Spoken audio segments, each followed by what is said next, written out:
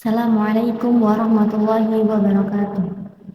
Alhamdulillahirabbil alamin. Segala puji bagi Allah, Rabb semesta alam, yang telah memberikan kita nikmat pada hari ini, yaitu nikmat iman, nikmat Islam, dan juga nikmat sehat, sehingga karena nikmat itulah kita dapat melakukan aktivitas seperti biasanya, dan juga yang terpenting kita masih bisa menjalankan ibadah kepadanya dengan sangat baik. Salawat beriringkan salam semoga selalu tercurahkan kepada junjungan Nabi besar kita Muhammad Shallallahu Alaihi Wasallam. Berkat beliaulah kita dapat keluar dari zaman kegelapan menuju zaman yang terang benderang, yaitu dinul Islam.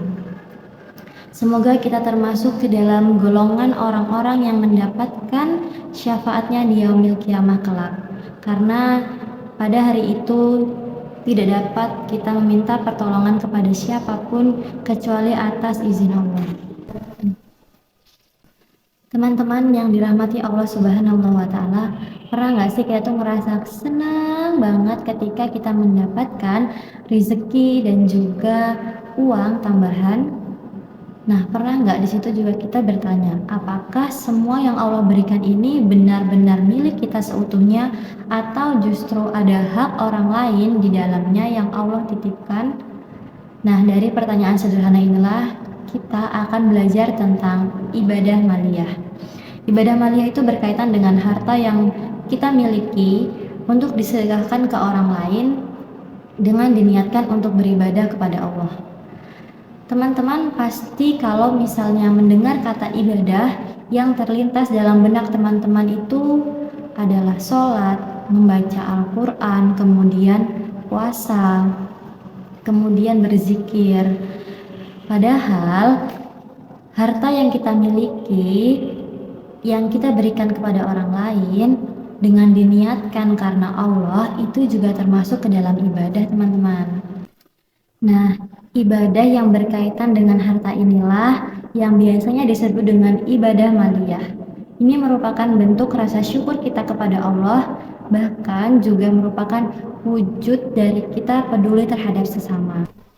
Allah Subhanahu wa Ta'ala berfirman dalam Quran surat Al-Baqarah ayat 261. Ayat ini menegaskan bahwa segala sesuatu yang kita sedekahkan untuk orang lain akan bernilai ibadah dan pahalanya akan dilipat gandakan menjadi 700 kali lipat, bahkan lebih, tergantung dengan kehendak Allah sendiri.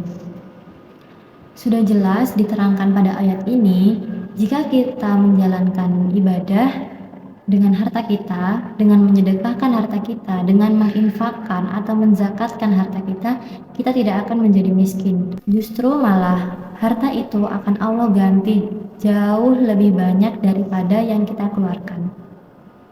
Karena kadang kita suka mikir kayak gini kan, nanti aja deh sedekahnya, nanti aja deh infaknya, atau nanti aja deh zakatnya kalau misalnya aku udah jadi orang kaya, uangku udah banyak. Padahal belum tentu di saat kita sudah menjadi orang kaya, di saat kita sudah memiliki banyak uang, kita akan rajin untuk bersedekah. Karena harta yang kita miliki saat ini, ya memang benar, mungkin sekarang ada di tangan kita, tapi kita tidak tahu kapan Allah akan mengambilnya. Melalui ibadah maliyah inilah kita diajarkan untuk bersyukur atas rezeki yang Allah berikan kepada kita, dan juga kita diajarkan untuk peduli terhadap sesama dengan bersedekah, infak maupun zakat. Ingat teman-teman, apa yang kita keluarkan insya Allah akan Allah ganti jauh lebih banyak daripada apa yang kita pikirkan. Mungkin wujudnya tidak berupa materi, tetapi berupa kesehatan kita, atau keluarga kita menjadi harmonis, atau bahkan Allah memudahkan kita saat kita sedang melakukan kegiatan sehari-hari kita.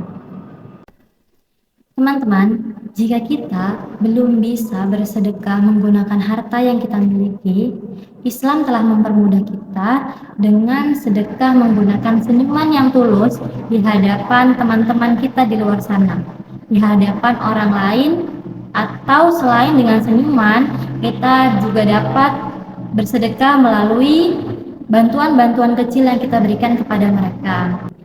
Ingat teman-teman, harta yang kita miliki saat ini tidak akan menemani kita di akhirat kelak. Yang menemani kita di akhirat kelak adalah amalan-amalan yang kita lakukan di dunia.